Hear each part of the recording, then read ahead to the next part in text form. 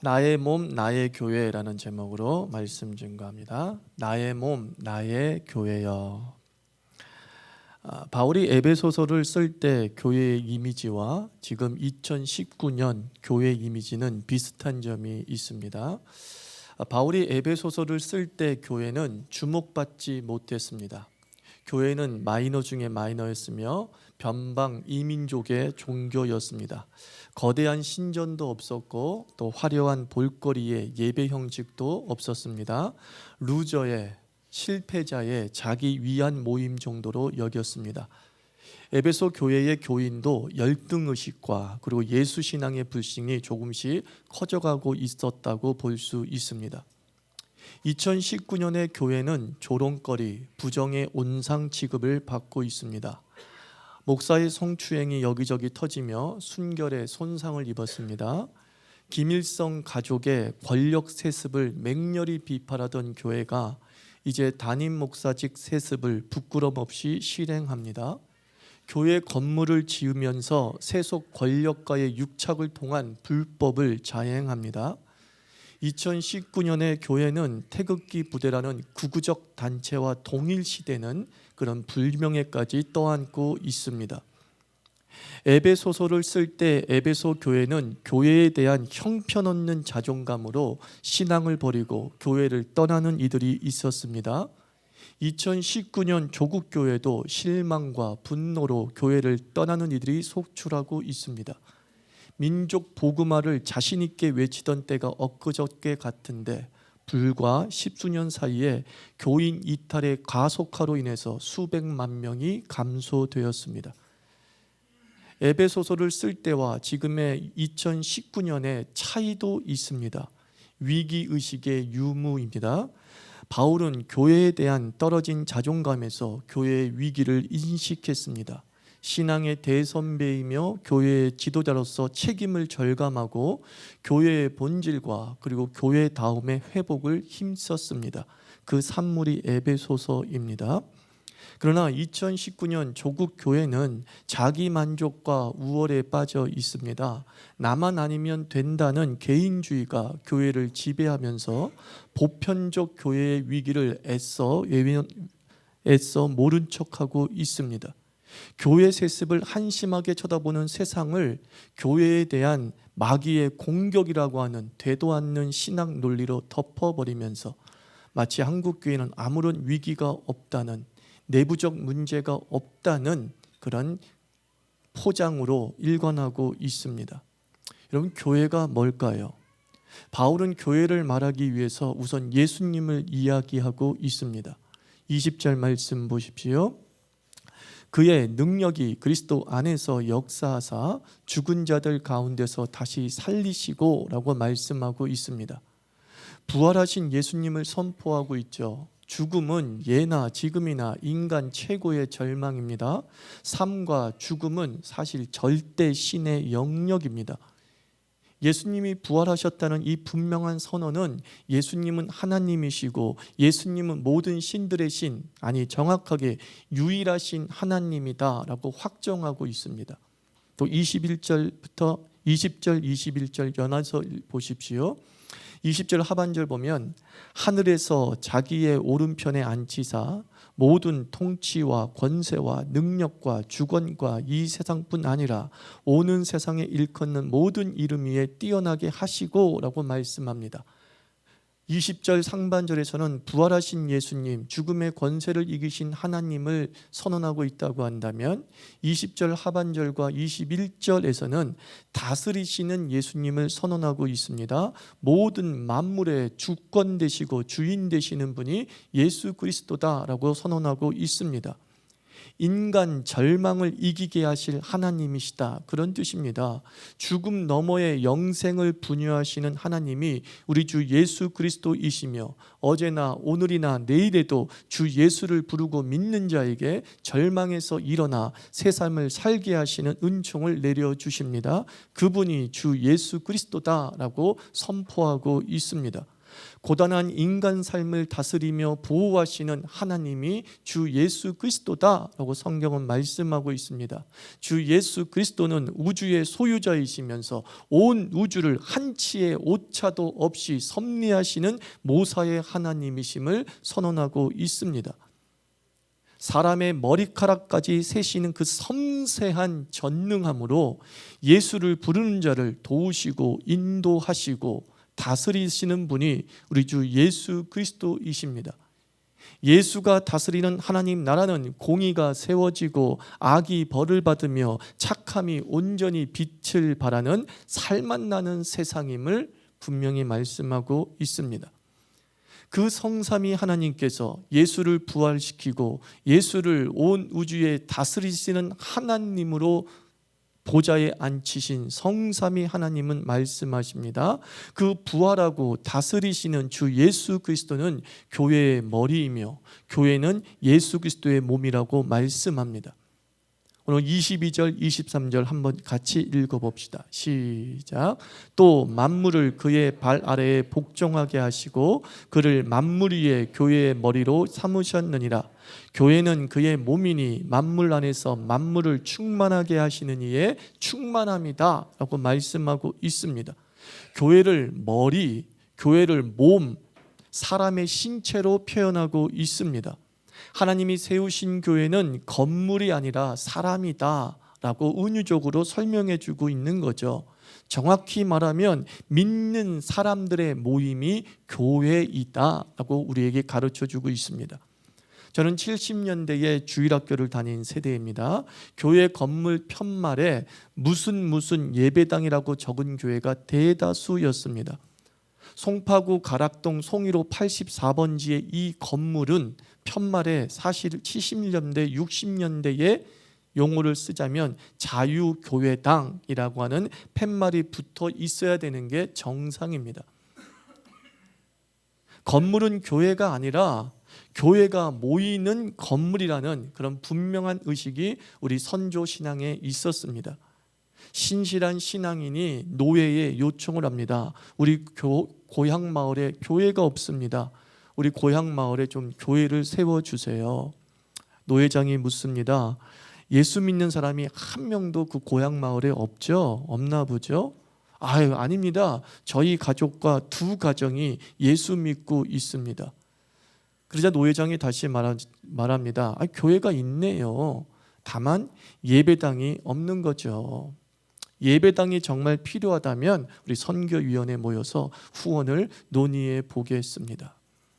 자기도 예수 믿고 두 가정도 예수를 믿는데 우리는 교회당 건물이 없다는 이유 때문에 너무 쉽게 얘기합니다. 우리 마을에 교회가 없어요.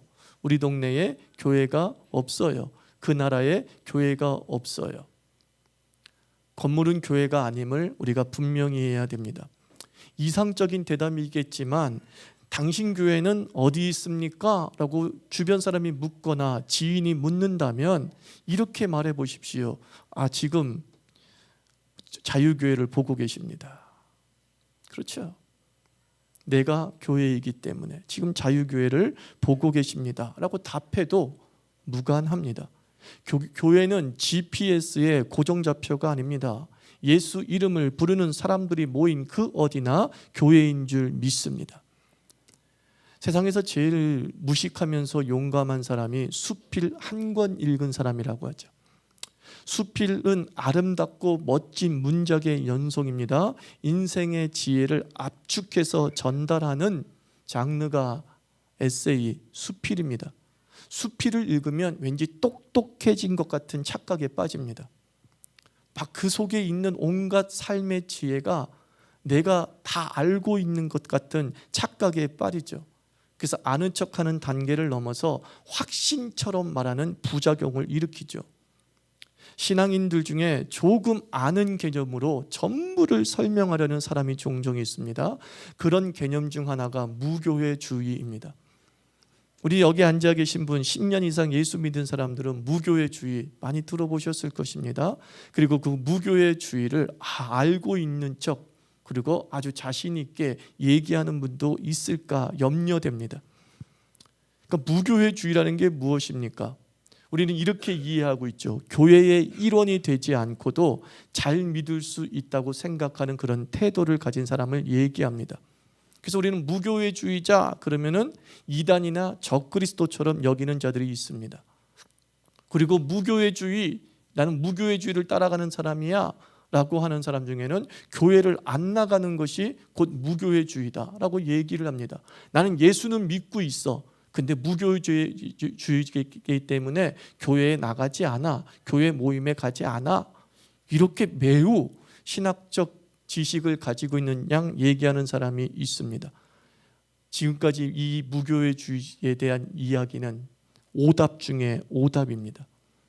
무교회주의라는 게 뭐냐? 무교회주의는 교회의 교권과 제도를 거부하는 겁니다.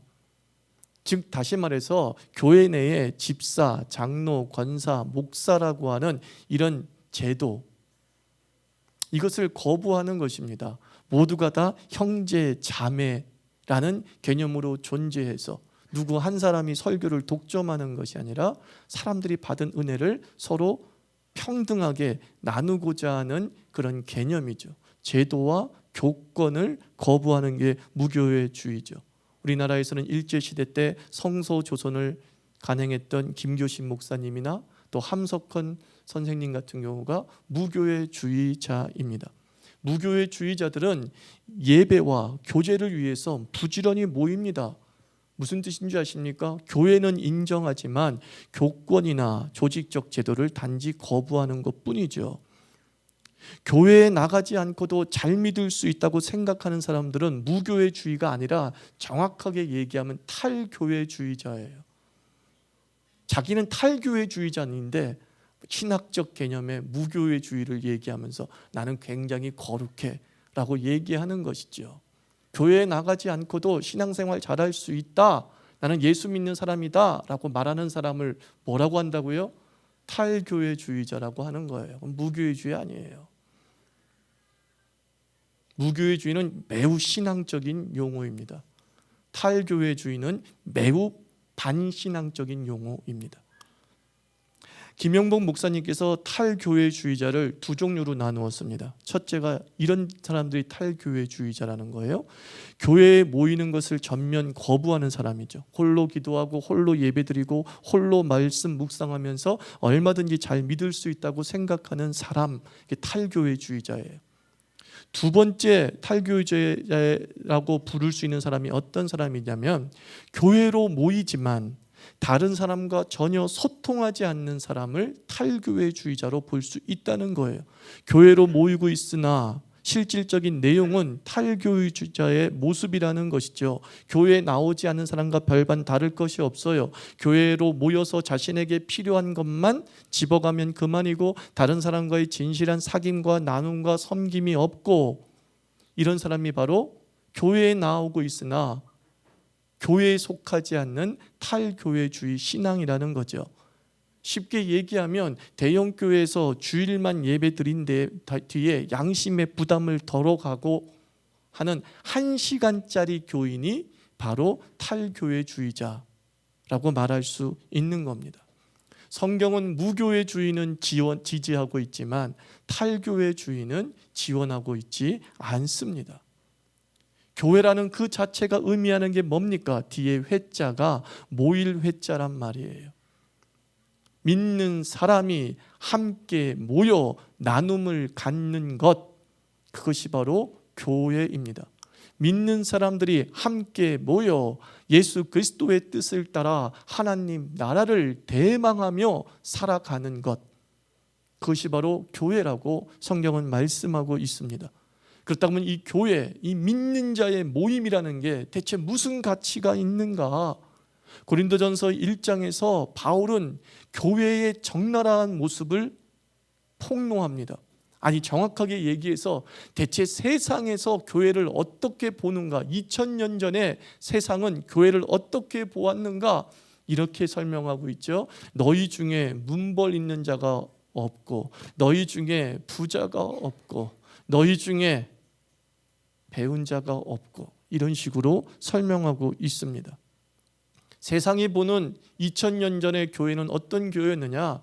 정말 초라한 교회였다는 거예요. 초라한 모임이었다는 거예요. 정말 매력적이지 않은 모임이었다라고 말하고 있습니다. 그런데 바로 세상이 바라보는 그 정체성에 고린도 교회나 에베소 교회나 초대교회 사람들도 슬슬 물들어 갑니다. 에베소 교회 교인 역시 자신을 초라하게 보기 시작합니다.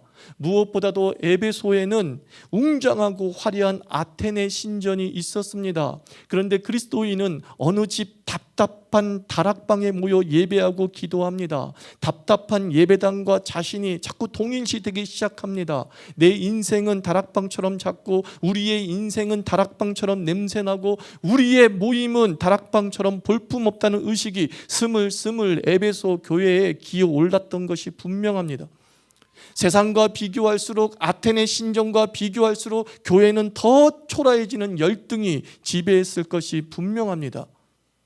그때 바울이 에베소서를 쓴 거예요.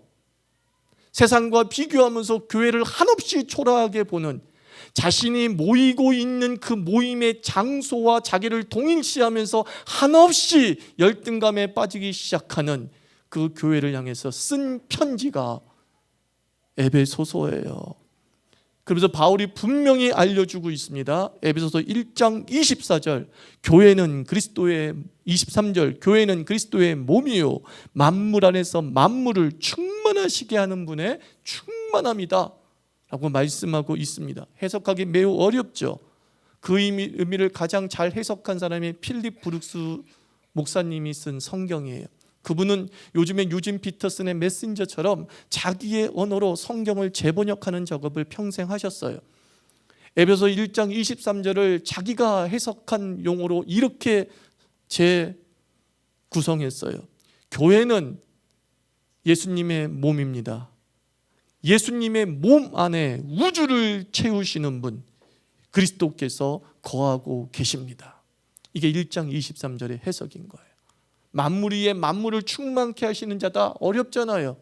만물을 충만, 그 몸 안에, 교회 안에 우주를 채우시는 분이 우리 주 예수님이고, 그 우주를 채우시는 그 예수님이 교회 안에 거하신다 라고 말씀하고 있습니다. 우리는 20절과 21절에서 예수님이 얼마나 대단한 하나님이신지 분명히 알려주었습니다. 그런데 그 하나님이신 예수께서 교회 안에 거하신다, 교회를 신전 삼으신다, 이렇게 말씀하고 있습니다.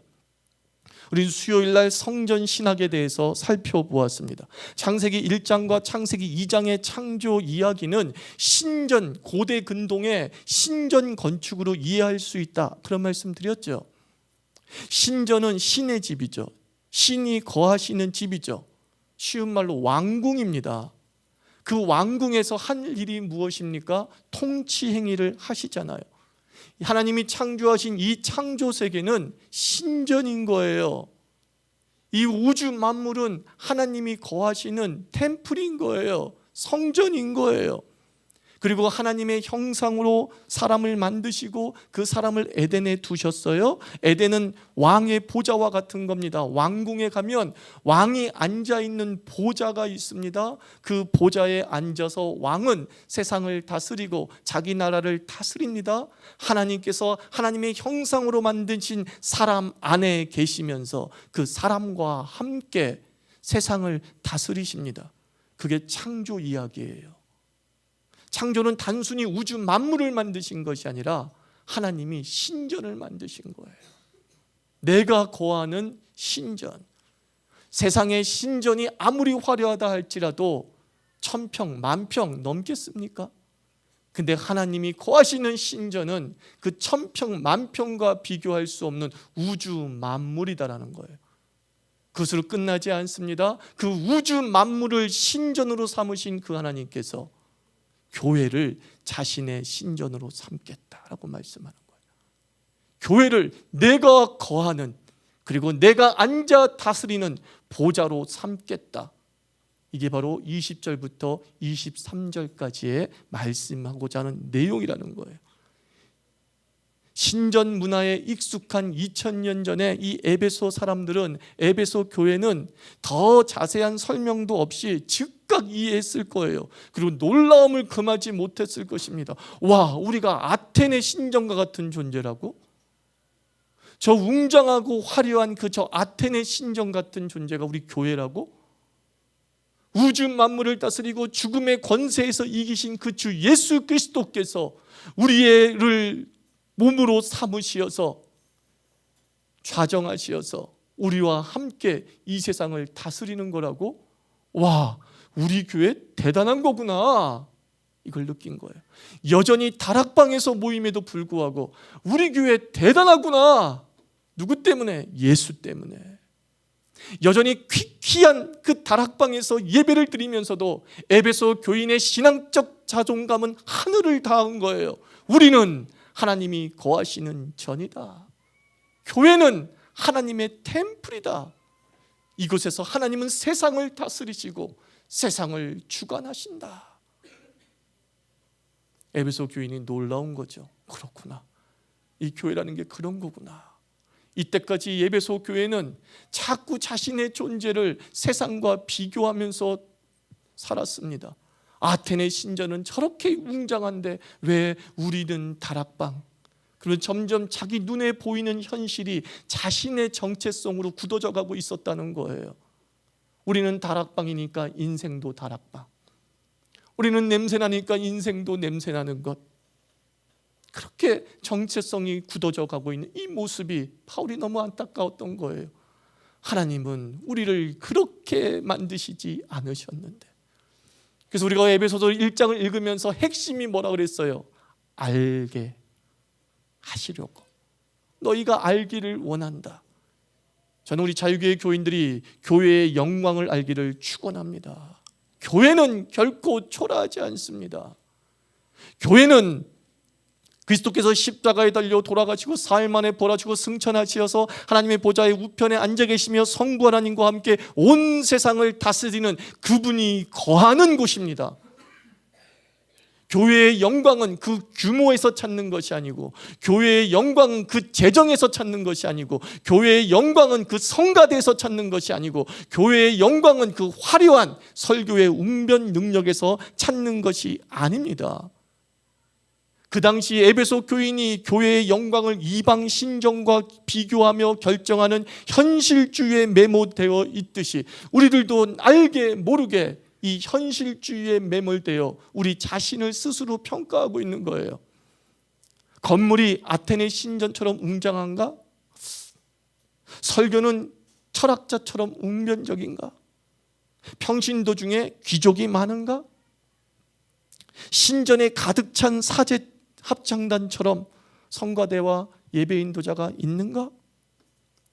비교하면 비교할수록 우리는 초라해지는 거죠.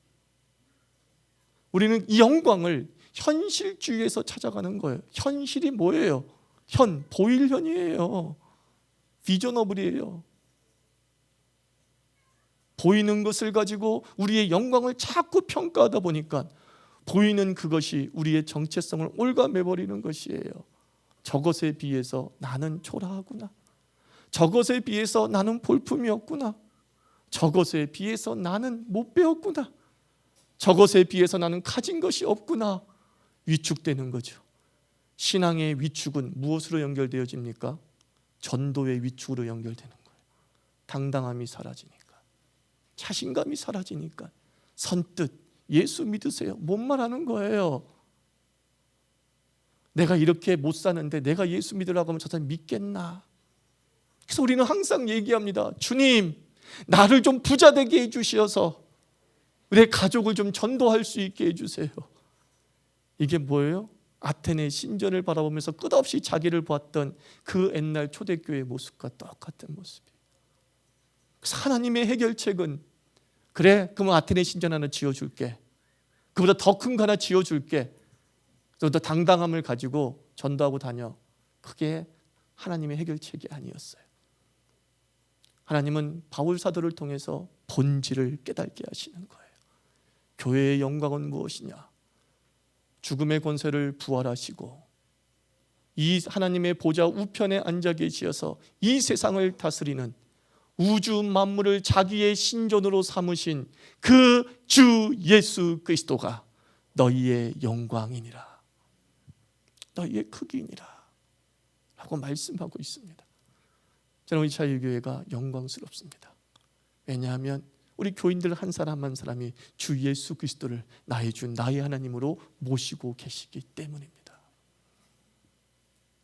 이것이 하나님이 다스리는 영광의 좌소가 분명하다고 한다면 이것은 하나님의 템플인 것이에요. 이것은 하나님의 왕궁이신 것이에요. 그리고 우리를 다스리는 것이죠. 교회의 크기는 이렇게 평가돼야 됩니다. 예수의 크기라고. 내가 모신 예수님이 작으면 교회는 작은 거예요. 내가 바라보는 예수가 크면 교회는 큰 거예요. 우리 자유계 교인은 한 사람 한 사람은 어떤 예수를 모시고 살아가고 있습니까? 오늘 에베소 1장 20절과 21절에서 말한 그 예수님을 모시고 살아계십니까? 죽은 자 가운데서 다시 살아나셔서 하나님의 우편에 앉아 계셔서 온 우주 만물을 소유하시고 다스리시는 그 예수 그리스도, 그 예수 그리스도를 믿는 줄 믿습니다. 이것은 우리 개인에게도 적용되지 않겠습니까? 우리 개개인 한 사람 한 사람의 인생의 크기는 내가 믿는 예수의 크기인 줄 믿습니다.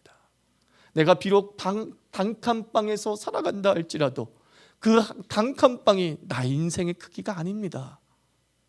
그 단칸방이 나의 전부가 아닙니다. 그 단칸방에 와서 좌정하시어서 나와 함께 기도하시고 나와 함께 눈물을 흘리시고 나의 어깨를 등을 두들기시면서 사랑하는 나의 아들아, 사랑하는 나의 자녀야 라고 말하는 그 예수님이 여러분의 인생의 크기인 줄 믿습니다. 다른 말로 무슨 뜻입니까? 예수님을 신앙 회복이란 예수님을 크게 보는 운동이에요. 예수님을 크게 보는 운동을 우리 삶 속에서 일으키기를 주의 이름으로 축원합니다. 교회 건물을 크게 만드는 운동을 하는 게 아니라 우리가 믿는 예수를 크게 만드는 운동을 벌이기를 부탁을 드립니다. 우리가 낸 너무나 초라해진 예수, 아테네 신전과 비교하면서 쭈그러드는 그 예수, 그 예수를 다시 한번 크게 만드는 것입니다.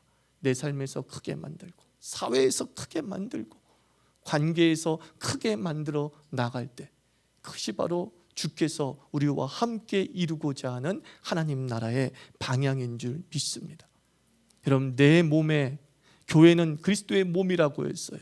여러분, 몸처럼 소중한 게 어디 있습니까? 우리가 어떤 선물을 주면서 그런 얘기를 합니다. 이거 내 몸과 같은 거야, 또 소중하게 달러, 이렇게 얘기하지 않습니까? 근데 예수님께서 말합니다. 교회를 향해서 내 몸이야, 내 몸이야. 무슨 뜻이에요? 내 몸 건드리면 다 죽어, 이런 뜻 아니겠습니까? 교회 함부로 못 건드리게 하시는 것입니다.